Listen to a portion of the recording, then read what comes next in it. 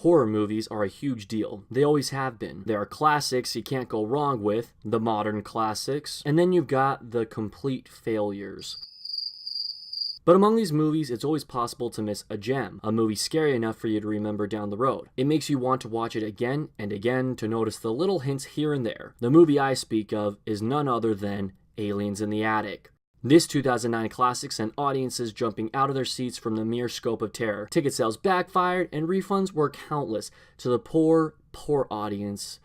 I'm lying. The movie I actually speak of is the 1955 French horror film entitled Les Diaboliques, meaning the devils. Mind the title, it's hard to pronounce at first, but it will stick with you eventually, even if you have to Google search how to pronounce it 11 times. Now, I kind of figure a large reason many people have not seen this film is due to it being a foreign language film, spoken entirely in French. Wait, it's spoken in French? Yeah. Before you leave, let me make a few points. First off, if you love movies like I do, then a foreign language film shouldn't bother you. As long as you know how to read, you're set. If you don't know how to read, well then you are out of luck and you might as well watch another YouTube video now. If you have decided to stay, I would only ask for several minutes to give you a few reasons for why I believe every person should see this movie. This isn't going to be a review for the film. I mean, yeah, I'll throw in some things I liked about it, but I won't spoil anything, at least until the very end. But you'll have plenty of warning before that comes.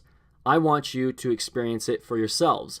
And I'm not the only one who wants you to experience it for yourselves, so do the movie writers. Diabolique is one of the first movies to include a disclaimer at the end urging the audiences not to give away spoilers. So, I will respect that request even if it has been more than 50 years since this movie was released. Diabolique was directed by this guy.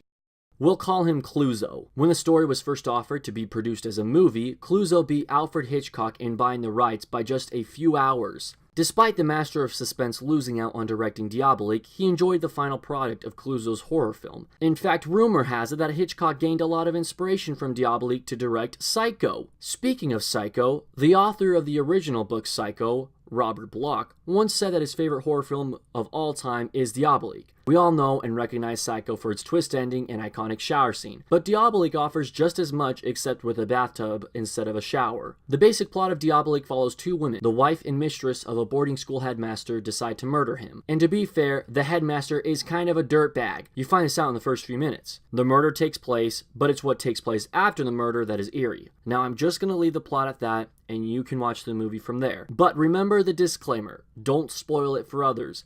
In fact, if you have seen this movie, don't spoil it in the comments. Then you'd be on the same level as the headmaster. A dirtbag. I think what's best about this movie is the lack of jump scares. Normally what constitutes a modern day jump scare is the rise of the music, a loud bang, someone popping out of the corner, you get it. I'm not against jump scares at all. In fact, I like being scared in the movies, but I just think it's important to point out that this movie doesn't have any. In fact, there's not really a score either, except for like the opening credits, which only lasts for a few minutes. What really intrigued me to watch this movie was this review on IMDb posted by Terraplane on July 3rd, 2003. Terraplane said, "Are you alone? Good. Have you turned out the lights? Good. Is there a storm brewing in that dark, foreboding sky? Excellent. Do you like brilliant black and white movies? Wonderful. Now sit back and enjoy the best of the best. This is quite simply the best psychological thriller ever made.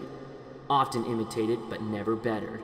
If you have a problem with subtitled films, then don't worry, because you will understand this film without reading them." And I'll stop there. If you want to read the full review, I have cited it in the description. But the reason I include this is because it intrigued me to watch the movie, it got me excited, and the review doesn't really disappoint once you've seen the finished product. Bravo counted down their 100 scariest movie moments, and a particular scene in this movie ranked at number 41. IndieWire made a similar list, but only counting the 40 scariest movie moments of all time, and ranked the same scene at number 20. If this doesn't intrigue you, I'm not sure what will. I wish I could say more, but the time has come for this video to end and for you to experience Diabolique. It's free on Amazon Prime. I also noticed some YouTuber uploaded the whole film, but who knows how long it'll be up. Now please go watch it, because I'm going to talk about some heavy spoilers right now. In fact, I will give you 10 seconds to give you time to leave the video, check out the movie, and then come back. Hopefully if you are watching at this point, you have seen Diabolique. If not, then you are probably deaf. So to those who watched the movie, they know that the headmaster is killed. They put his body in the tablecloth, release it in the pool, drain the pool, he's gone. This raises suspicion. Christina freaks out, hurts her heart because of the heart condition she has. Kind of hires a cop, sees Michael, the headmaster, in the school photo, wakes up one night, finds Michael in the bathtub, he rises up, Christina has a heart attack. Michael was alive the whole time. Him and Nicole, the mistress, rejoice that their plan to get rid of Christina worked, only to be caught and sentenced to prison. The movie's final scene is very ambiguous. The boy, who is known for lying earlier on in the movie, claims the dead Christina gave him back his slingshot that was taken away from him earlier on in the film. This raises several explanations that can only be decided by the audience. The first explanation is that the boy was lying. It would make sense for Christina to have died. After all, the movie foreshadows her bad heart on numerous occasions, and so her having a heart attack due to utter terror makes complete sense. The boy was simply lying as he always does.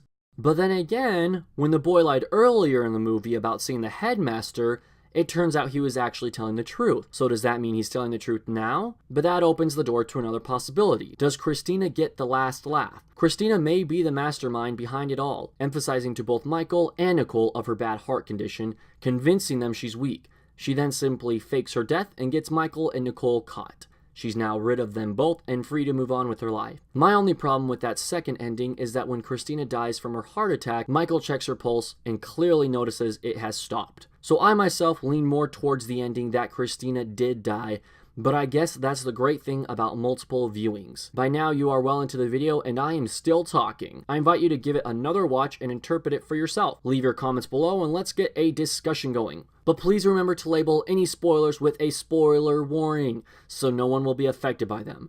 Thank you very much, and whatever you do, avoid the 1996 remake of this film.